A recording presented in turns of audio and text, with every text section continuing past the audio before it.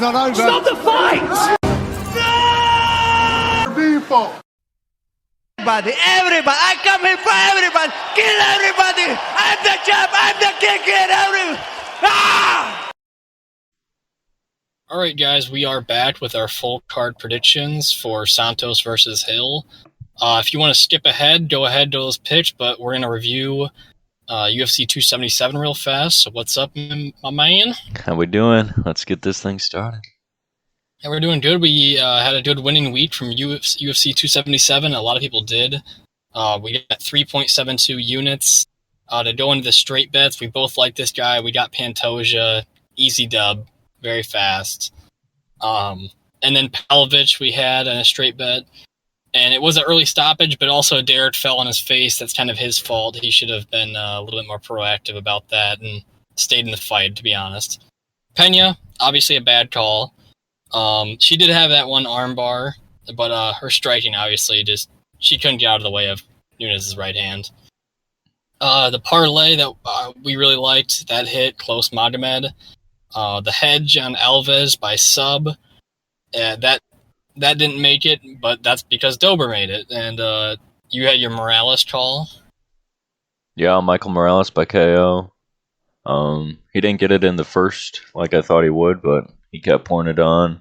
Fugit was able to take a lot of shots, which was to my surprise there. And then my next prop that missed was the over 4.5 in the Moreno fight. I really thought that one was on its way to over 4.5 until that one body kick. So that kind of took me by surprise. And then you had yours with Dober here. Yeah, Dober to win, and then the heavyweights Pavlovich and Derek Lewis not to start round 3, which ended really fast, as we expected. And then the final one, the Hail Mary, obviously didn't come together. But man, I gotta say, I want to mention it because the Dontail Mays and Hamdy fight was absolutely hilarious, and I just wanted to say how funny that one was to watch, how sloppy the form and all that shit was. But yeah, anything else from you? Dontail Mays' takedown was pretty good. Oh yeah, the trip he went for, he fell on his back. Yeah. All right, let's get into these picks. All right, for our first fight, we have Mayra Bueno Silva versus Stephanie Edgar. In this fight, it's actually gonna be a really fun matchup to watch, especially for the first fight of the night. A lot of people might not think so because it's a chick fight, but I think they'll actually play out pretty well. I think Mayra has a standing advantage here, and for that reason, I'm going to pick her in this fight. I think standing, she has power and great Muay Thai, especially in the clinch. And I just see her, being able to outstrike Edgar over a couple rounds, and maybe Edgar gets a couple takedowns, but I think Mayra there won't be enough damage on the ground to say that Edgar should be able to win. Edgar, the scare for this fight is that she may do some of her judo throws and get Silva in some bad spots, but I expect a stalemate on the ground a little bit, and I just think she's going to have the better stand-up here. Yeah, I think Bueno Silva will be good enough on the ground to avoid those, and then I think her striking will be good enough to win a decision. Yeah, I agree. I think Stephanie Edgar also, her last 2 wins, coming off Jessica Rose Clark, which isn't much of a win. I don't think Stephanie Edgar's bad, but, she's just not much of an opponent. Obviously, she did fight Tracy Cortez, but I think that Bueno Silva here is going to have just a little bit of an advantage. Yes, Bueno by decision. All right, for our next fight, we have Cory McKenna versus Miranda Grainger. Who do you like here? Yeah, I'm leaning Cory McKenna here, but not too confident in it.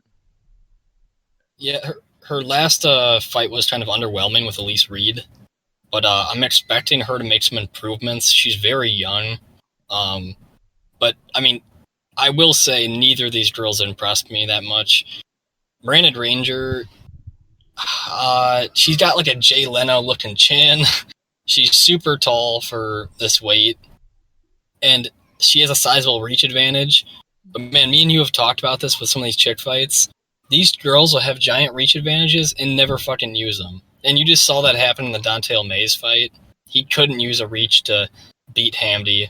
And I expect Cory McKenna to actually outstrike her, even with the reach disadvantage. But there are some weird things that Grainger can do on the ground. She's very flexible. If you watched her fight with Yoder, they were playing Twister on the ground. And she can like back take in these awkward spots. So like kind of like how you saw Chase Hooper do against Felipe Claras. But yeah, I expect Cory McKenna maybe get a little bit better on the feet and mix in wrestling when she has to. And I won't bet it, anything like that, but I see kind of decision. Yeah, I like Cory McKenna by decision. Okay, for our next fight, we have Jason Witt versus Josh Quinlan. In this, we're kind of seeing, actually, it's a pretty interesting matchup, but I think it's a setup fight for a contender. So do you like Josh here? Yeah, for sure. He's 29 years old, and Jason Witt is very suspect chin here. Seen him get knocked out by Rowe, Semmelsberger, and Sato in his last 5 fights. So I think they're all early finishes too. Yeah. So I think Josh will be able to get a knockout here. Yeah, I mean, I've watched quite a bit of film on Josh. I watched his Contender Series fight in the fall of last year. Had a really devastating knockout. It got reversed, I think, to a drug test, testing positive or something. But I also really like his ground game. I think he can do it anywhere here. And Jason Witt will slow down a lot. Obviously, we haven't seen Josh in many 3-round fights. He's finishing people. But yeah, he had one win against Bryan Barberena. But if you watch that fight, he kind of just gets the wrestling going, and Bryan Barberena lets himself get taken down a lot. Matt Brown took Bryan Barberena down a lot, and he just stole 2 of the rounds.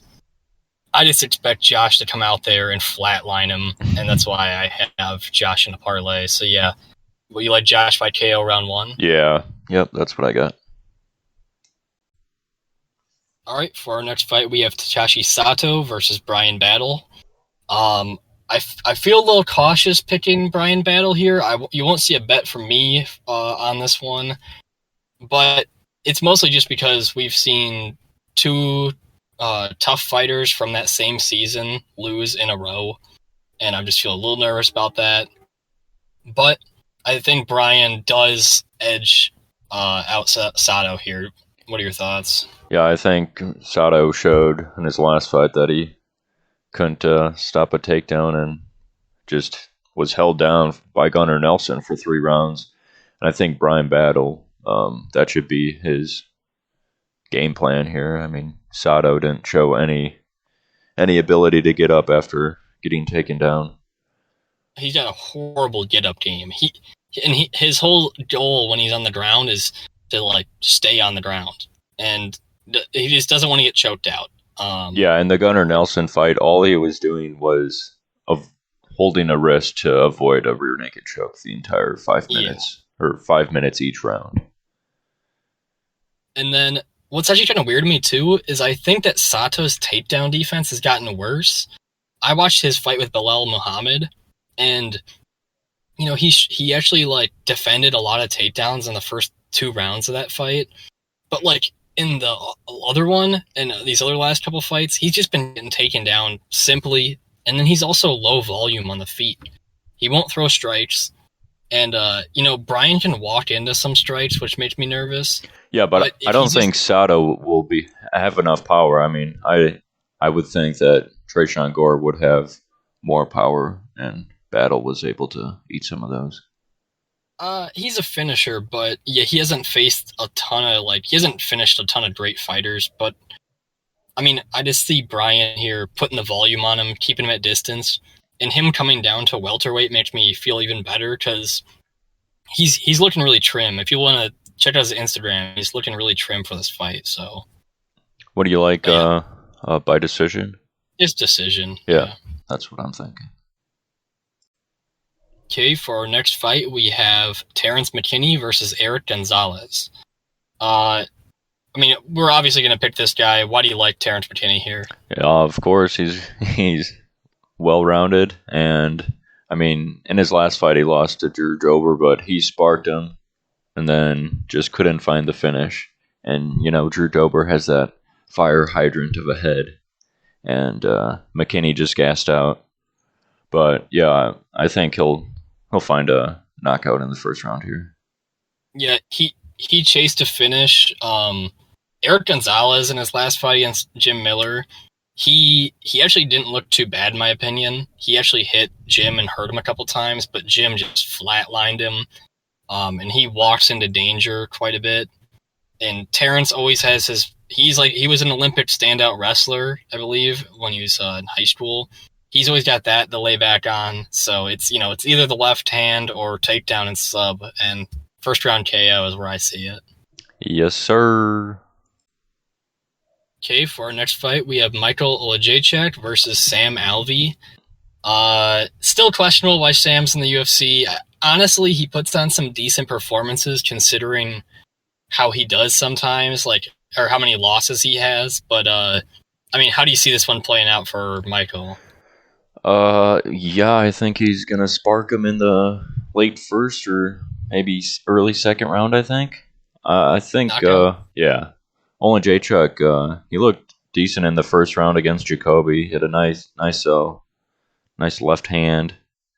But yeah, moving down to 185, both these guys are. I think Oleksiejczuk should be in better shape for this. And yeah, I like him to get a knockout here.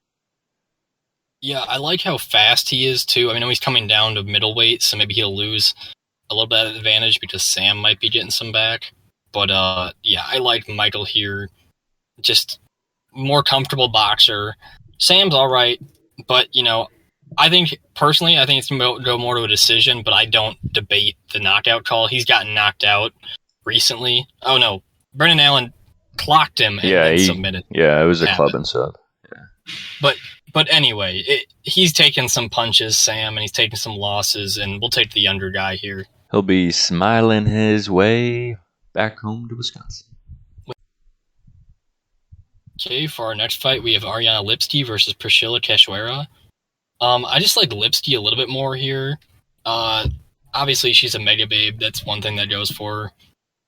But she's also got Muay Thai roots. She can stand and strike. She's not obviously that great at it. And then also, I think she's going to be she's a strong girl. I think she can hold her own on the ground.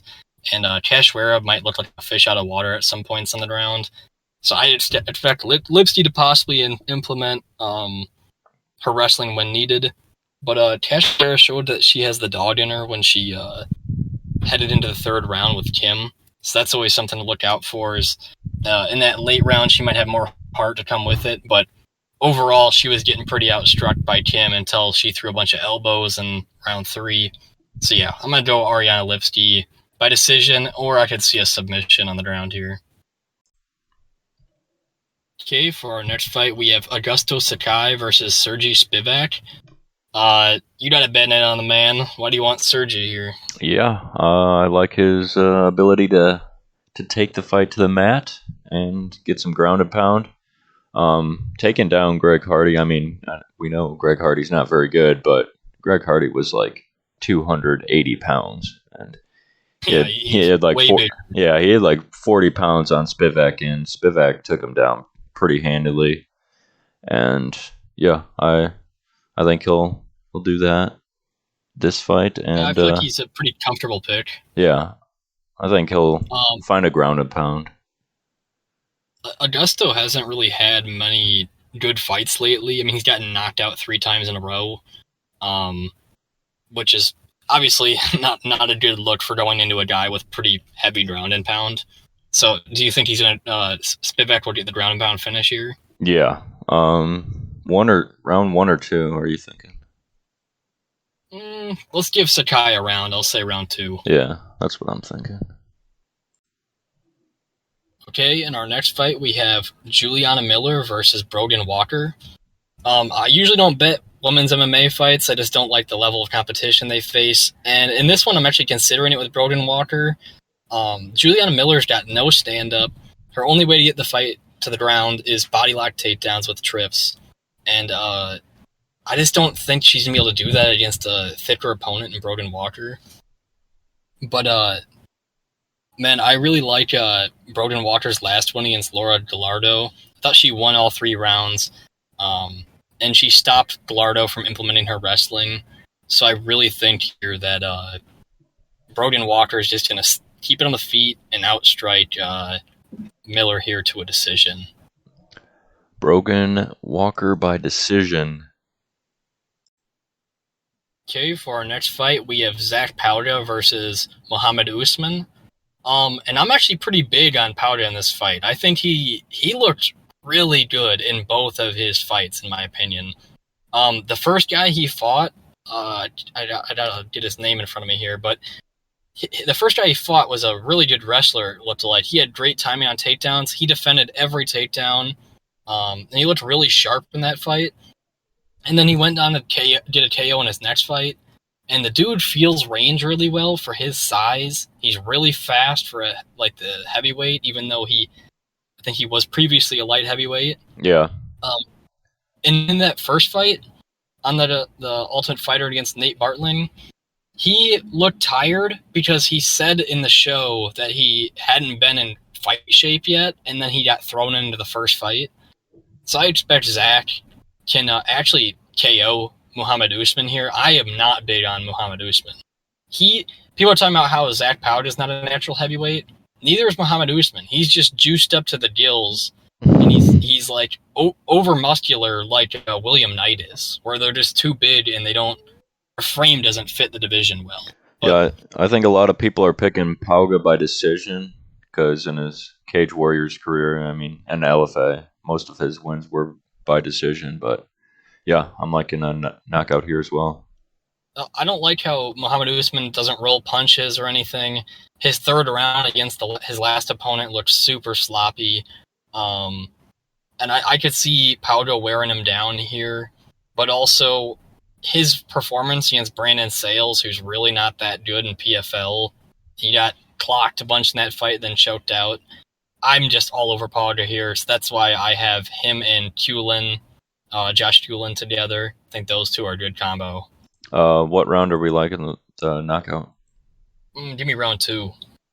Round 2. Okay, for our next fight, we have the co-main event. We have Vicente Luque versus Jeff Neal. This is going to be a razor-close fight here, and I like Luque. Do you like Luque here? Yeah, I'm expecting this to be a lot closer than people are initially thinking. But yeah, I'd lean Luque getting 2 of the rounds to a decision.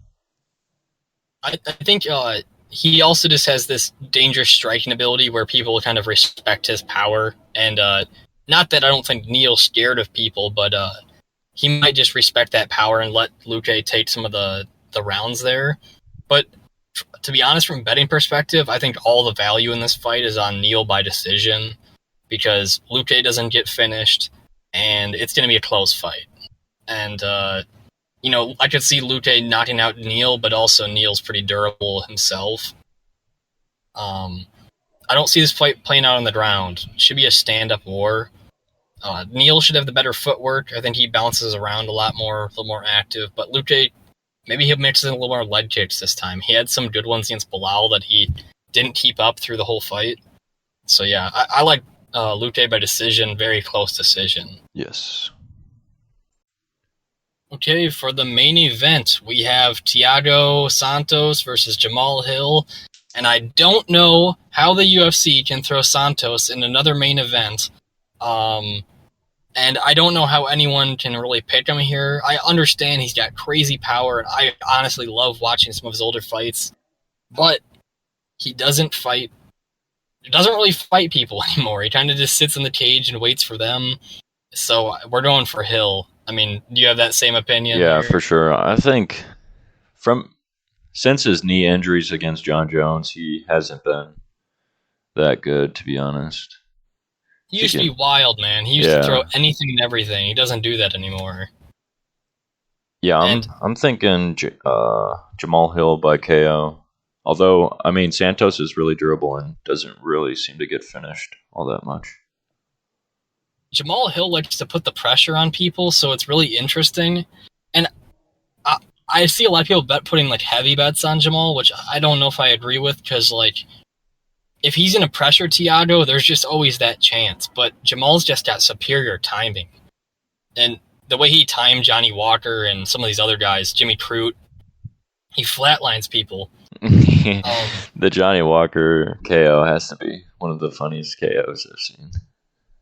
Do you follow Jamahal on Instagram? No, I know he does like TikTok videos though. Well, he kind of has like a little bit of a beer gut thing going on. Like it's kind of strange because like he was like a week out from fighting last weekend, and he still looked like he had a pretty decent sized gut on him. I don't know if he just trims that all off in a week or what happens, but yeah, I think Jamahal just keeps the speed up. I mean, if you want KO, we can play KO. I don't know if Thiago's been finished recently, but Glover's sub is the most recent. I'm not sure about a KO though. Yeah, okay. Well, we can play the KO. I would say it's going to be around 3 or later. I don't know. Round 3 is what I had it at. All right. Yeah, we're on the same page there. Jamahal Hill, 3rd round knockout. All right, guys. These were our picks for Santos versus Hill. Hope you guys appreciate the insight. We'll see you on Wednesday or Thursday for that bets video. And check out the Instagram. We'll keep all those picks coming. Get those bets early. And leave a comment, like, subscribe. We keep growing. We're having some fun here. Anything else from you? Yeah, we were 10-3 in our picks last week. Just thought I'd let everyone know about that. Yeah. That's a pretty good record. Yes, sir. All right. Peace. Peace.